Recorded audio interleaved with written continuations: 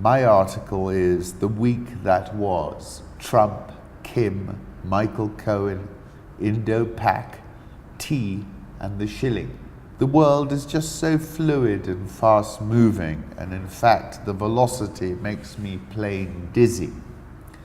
Let's start with what CNN's Stephen Collinson headlined Trump's Hanoi Hail Mary failed to score.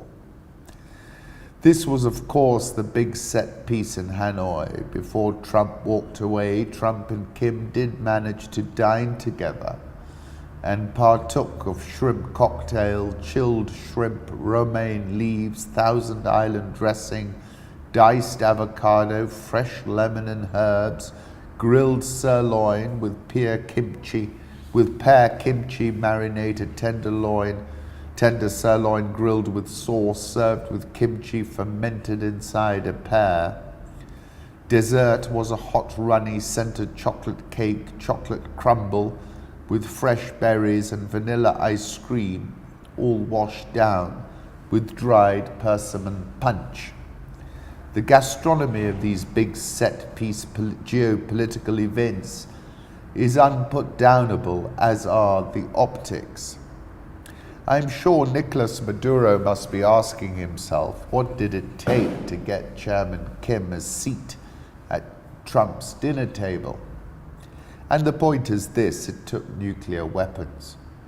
And the choice is binary: dinner, grilled sirloin with pear kimchi, marinated tender sirloin grilled with sauce, served with kimchi fermented inside a pear, or death, asked Muammar and Saddam.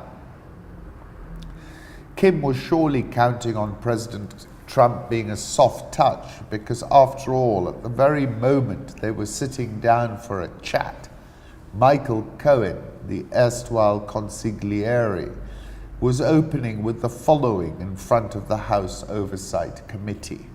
"He is a racist, he is a con man, he is a cheat," Cohen said in testimony that outlined everything from Trump's alleged involvement in hush money payments to porn actress Stormy Daniels, to his purported knowledge of Roger Stone's communications with WikiLeaks. The president was at risk of being seen as a straw man. The Indian subcontinent entered unprecedented territory. We witnessed the first tit-for-tat airstrikes between India and Pakistan since the 1971 war. The first casualty in any war is the truth, and when I dialed up Indian and Pakistan TV, it was mind-boggling. The decibel level was at 11. Planes were shot down, and Indian Air Force pilot Wing Commander Abhin Nandan, who sports the most compelling handlebar moustache I've ever seen, was captured and then released. The Indian Army said they'd killed hundreds of militants in their attack, but have provided no evidence, and Pakistan is suing the Indians for eco-terrorism. Of course, Narendra Modi is up against an election, and his entire political raison d'etre has been built on the basis of Make India, or is it Hindutva, great again. He cannot back down, or it will be a Jimmy Carter type moment. On the other side, we have a neophyte Prime Minister Imran Khan, whom I must admit has displayed a very deft touch. He said, "History tells us that wars are full of miscalculation. We in India may not like this, but in terms of pure optics, Imran at the moment is winning the day by taking the moral high ground," said Sadasarai Rajdeep.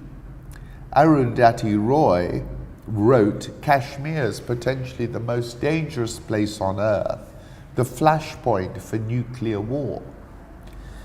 You would have thought that gold, which is a geopolitical proxy, would have gone nuclear, and the fact that it didn't is an interesting price signal. India has withdrawn FMN status from Pakistan, and therefore Pakistan will surely be a bigger buyer of Kenyan tea. Pakistan imports around 65 to 70 million kilograms of tea from Kenya annually, and this is bound to increase. This was reflected in the price movement. Kenya teas rose by 12 to 15 rupees a kilogram today, said Deepa Shah, chairman of the South India Tea Exporters Association. These might be salad days for the tea crew, like it once was for the coffee kings, when we were coffee kingpins in the 1970s, when Brazil's coffee crop was knocked out by a frost. President Buhari won the election in Nigeria. The big story for me was the low turnout. It was just 36% compared to about 45% last time. The stock market is not enamored with the idea of more Baba go slow economics and slumped on the news. There is no way in which you can buck the market, Mrs. Thatcher once told the House of Commons many years ago, and this kept looping in my mind last week. Firstly, the worst performing currency in the world in 2019 is the Ghana cedi, which has retreated about 12.6% year to date. The performance of the cedi doesn't correlate with the fundamentals, Opata said in a phone interview from Accra. In Tanzania, the shilling slumped to an all-time low. The Citizen was shuttered for a week for writing a story about the same. The Bank of Tanzania shuttered forex bureaus after conducting unannounced inspections. The Tanzanian shilling is a continuous real-time vote on the state of Tanzania, Inc., and the instinct to switch it off is entirely a fool's errand. The risk of an asymmetric downside move is sky high now. Meanwhile, the Kenya shilling crossed the psychologically important 100 mark last week. We underestimate the regional safe haven status of the currency, and I've noticed that these downside moves in the Tanzanian shilling are being mirrored by the strengthening of the Kenya shilling. The government of Kenya appears to be inclining towards heavier issuance in the Kenya shilling, with a tax-free infrastructure bond slated for sale. If this is the thinking, then I expect the shilling to strengthen further as Kenya taps offshore funds. The charts signal a move as far as 92, but that might be too bold. Welcome home, Wing Commander Varthaman. This is a tweet from Rahul Singh X. You can see what I mean about his handlebar moustache.